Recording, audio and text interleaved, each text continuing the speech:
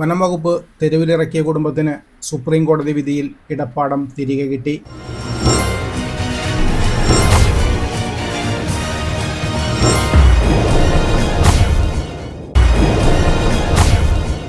ആറു വർഷം മുമ്പ് വനം വകുപ്പ് തെരുവിൽ ഇറക്കിവിട്ട കുടുംബത്തിന് മനുഷ്യാവകാശ പ്രവർത്തകരും സുപ്രീം കോടതിയും രക്ഷകരായി. ഭൂമി കയ്യേറ്റം ആരോപിച്ച് 2019 നവംബർ 22-നാണ് ചാലക്കുടി DFOയുടെ നേതൃത്വത്തിൽ വനം വകുപ്പും പോലീസും ചേർന്ന് തുമ്പൂർമുഴി ശലഭോദ്യാനത്തിന് സമീപം താമസിച്ചിരുന്ന പറോക്കാരൻ ജോൺസനെയും ഭാര്യ റൊബീന, 3 മക്കൾ എന്നിവരെ വീട്ടിൽ നിന്നും ഇറക്കിവിട്ടത്. വീടിനോട് ചേർന്ന് കച്ചവടം ചെയ്തിരുന്ന കടയും പൂട്ടി സീൽ ചെയ്തു. എന്നാൽ സുപ്രീം കോടതി വിധിയെ തുടർന്ന് ഡിസംബർ 1-ന് വനം വകുപ്പ് ഉദ്യോഗസ്ഥർ വീടിന്റെ താക്കോലും അളന്നു തിട്ടപ്പെടുത്തിയ 15 സെന്റ് സ്ഥലത്തിന്റെ രേഖകളും കുടുംബത്തിന് കൈമാറി. 2019 നവംബർ 22 10-25ഓളം വരുന്ന ഫോറസ്റ്റുകാര് ഭാര്യയും എൻ്റെ ഇളയ മോനും ഇവിടെ ഉണ്ടായി. ഞാൻ മൂത്ത മോനും പുറത്ത് പോയിരിക്കുകയായിരുന്നു. ബലമായിട്ട് ഇവിടെ വന്ന് വീട്ടിലും കടയിലും ഉപയോഗിക്കുന്ന സാധനങ്ങൾ കംപ്ലീറ്റ് പുറത്തേക്ക് ഇറക്കി ഭാര്യേനെയും ഇളയ മോനെയും തല്ലും ബലമായി പിടിച്ചിറക്കുകയും ചെയ്ത് സീൽ വെച്ച് അവര് എല്ലാവരും അവിടെ ഉണ്ട്. പിന്നെ 4 ദിവസം വഴിയുടെ ഇരുത്ത് ഞങ്ങൾ കിടന്നു. അതുകൊണ്ടൊന്നും കാര്യമൊന്നും ഉണ്ടായില്ല. പിന്നെ ഒരു വാടകപ്പുരയിലേക്ക് മാറി. ഹൈക്കോടതിയിൽ കേസ് കൊടുത്തു. ഹൈക്കോടതിയിൽ വീണ്ടും ഹൈക്കോടതിയിൽ അതും തള്ളി. പിന്നെ ഒരു മാർഗമില്ലാണ്ടായപ്പോൾ വേറൊരാൾ പറഞ്ഞിട്ട് ജോയി കൈതാരത്ത് എന്ന് പറഞ്ഞ മനുഷ്യാവകാശ സംഘടനയുടെ സെക്രട്ടറി ആയ ആളെ ഞാൻ പോയി കണ്ടു. അപ്പം സുപ്രീം കോടതിയിൽ ഒരു വക്കീലിനെ എനിക്ക് ഏർപ്പാടാക്കി തന്നു. അയാൾ പോയി കണ്ടു. കേസ് മുന്നോട്ട് പോയി. കഴിഞ്ഞ ജനുവരി 21 കേസ് വിധിയായെങ്കിലും 4 ആഴ്ചയ്ക്കുള്ളിൽ തരാൻ പറഞ്ഞിട്ട് അവർ തന്നില്ല. വീണ്ടും കോടതിയലക്ഷ്യം നമ്മൾ ഫയൽ ചെയ്തു. അവർ പുനർപരിശോധിക്കണമെന്ന് പറഞ്ഞുകൊണ്ട് വീണ്ടും ഹർജി കൊടുത്തെങ്കിലും അത് തള്ളി. ഒരാഴ്ചയ്ക്കുള്ളിൽ ഇത് അളന്ന് ജോൺസന് കൈമാറണമെന്ന് പറഞ്ഞ് പെട്ടെന്നുള്ള ഒരു തീരുമാനം. അത് അനുസരിച്ച് അവർ അളവ് ഒറ്റ ദിവസം കൊണ്ട് അളവ് നടത്തി മാസ്റ്റർ തയ്യാറാക്കി എനിക്ക് കൈമാറി. 7 കൈമാറി. കേരളത്തിലെ കോടതികളിൽ നൽകിയ കേസുകളുടെ വിധി ജോൺസന് എതിരായിരുന്നു. തുടർന്ന് വാടക വീട്ടിൽ കഴിഞ്ഞിരുന്ന ജോൺസന്റെ നിസ്സഹായാവസ്ഥ റിട്ടയർഡ് SI പ്രതാപൻ സംസ്ഥാന മനുഷ്യാവകാശ കേന്ദ്രത്തിന്റെ ശ്രദ്ധയിൽപ്പെടുത്തുകയും തുടർന്ന് സുപ്രീം കോടതി അഭിഭാഷകൻ അഡ്വക്കേറ്റ് ജോസ് അബ്രഹാം മുഖേന നൽകിയ കേസിൽ വനഭൂമിയല്ലെന്ന് സുപ്രീം കോടതി കണ്ടെത്തി. കോടതി വിധി റദ്ദാക്കി 4 ആഴ്ചയ്ക്കകം ഭൂമിയും സ്ഥലവും ജോൺസന് തിരിച്ചു നൽകണമെന്ന് സുപ്രീം കോടതി ഉത്തരവിട്ടു. ഇതിനെതിരെ സർക്കാർ പുനഃപരിശോധന ഹർജി നൽകി. എന്നാൽ വിധി നടപ്പാക്കി ഡിസംബർ 2-ന് വിവരം അറിയിച്ചില്ലെങ്കിൽ കോടതി അലക്ഷ്യത്തിന് ചീഫ് സെക്രട്ടറി അടക്കമുള്ള ഉദ്യോഗസ്ഥർക്കെതിരെ ക്രിമിനൽ നടപടിയെടുക്കുമെന്ന നവംബർ 25-ലെ സുപ്രീം കോടതിയുടെ ശാസനയിൽ ഭയന്ന് വനം ഉദ്യോഗസ്ഥർ നിലപാട് മാറ്റി. 5 ദിവസം കൊണ്ട് എല്ലാ നടപടിക്രമങ്ങളും പൂർത്തിയാക്കി വനം ഉദ്യോഗസ്ഥർ വിധി നടപ്പാക്കുകയും ചാലക്കുടി DFOയും മറ്റ് ഉദ്യോഗസ്ഥരും കോടതിയിൽ സത്യവാങ്മൂലം സമർപ്പിക്കുകയും ചെയ്തു. ജോൺസനും കുടുംബവും ഈ സ്ഥലത്ത് താമസമാക്കിയിട്ട് നമ്മുടെ സംഘടന നടത്തിയ അന്വേഷണത്തിൽ 32 വർഷ കാലപ്പഴക്കമുണ്ട് എന്നാണ് മനസ്സിലാക്കാൻ കഴിഞ്ഞത്.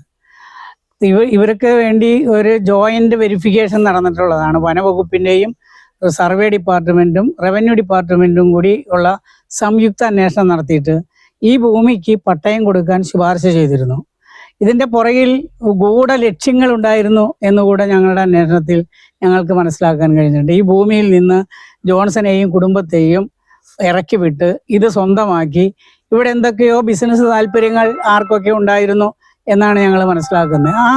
അത്തരം താല്പര്യങ്ങളാണ് ഈ ഫോറസ്റ്റ് ഉദ്യോഗസ്ഥർ ഇത് ഒഴിപ്പിക്കുന്നതിന് നടപടി ഉണ്ടാക്കിയെടുക്കാൻ കാരണം എന്നാണ് ഞങ്ങൾ വിശ്വസിക്കുന്നത്. കാരണം ഫോറസ്റ്റ് ഉദ്യോഗസ്ഥർ ഉൾപ്പെടെയുള്ള ആളുകളുടെ അറിവോടുകൂടിയാണ് പട്ടയത്തിന് ശുപാർശ ചെയ്തുകൊണ്ട് റിപ്പോർട്ടാക്കിയിട്ടുള്ളത്. അപ്പോൾ ജോൺസന് പട്ടയം ലഭിക്കാൻ നിയമപരമായ അർഹതയുള്ള ഒരു ഭൂമിയാണ്. ഈ ഭൂമിയുടെ ഉടമസ്ഥാവകാശം ജോൺസണിൽ നിക്ഷിപ്തമാണ് എന്ന് ബോധ്യപ്പെടുത്തുന്നതിന് ജോൺസന് ചില തടസ്സങ്ങളുണ്ടായിരുന്നു. അതുമായി ബന്ധപ്പെട്ട രേഖകൾ ഉണ്ടായിരുന്നില്ല ജോൺസന്റെ കയ്യിൽ. ഹൈക്കോടതിയിലെ സിംഗിൾ ബെഞ്ചിലും കേസ് തള്ളുകയും ഡിവിഷൻ ബെഞ്ചിൽ പോയപ്പോൾ അത് അവിടെയും തള്ളുകയും ചെയ്തത്. ഹൈക്കോടതി പൂർണ്ണമായും നിരസിച്ച ഒരു സംഭവമാണിത്. നടക്കാൻ സാധ്യതയില്ല എന്ന് നമുക്ക് തോന്നിയിരുന്നു. പക്ഷേ ഇവിടെ ഒരു മാനവിക പ്രശ്നമുണ്ട്. 32 വർഷം ഇവിടെ ഉപജീവനം നടത്തി ഇവിടെ താമസിച്ച് ഒരു വീടുണ്ടാക്കി കിടക്കുന്ന ഒരാളെ നമ്മളിവിടെ കുടികിടപ്പവകാശം മനുഷ്യന് പ്രഖ്യാപിച്ചിട്ടുള്ള ഒരു സ്റ്റേറ്റാണ് കേരളം. നമ്മളിവിടെ കുടിയിറക്കിനെതിരെ സമരം നടത്തുക മാത്രമല്ല നിയമനിർമ്മാണവും നടത്തിയിട്ടുള്ളതാണ് കേരളം. അങ്ങനെയുള്ള ഒരു സംസ്ഥാനത്ത് ഒരു കുടിയിറക്ക് നിർദ്ധയമായി സംഭവിച്ചു.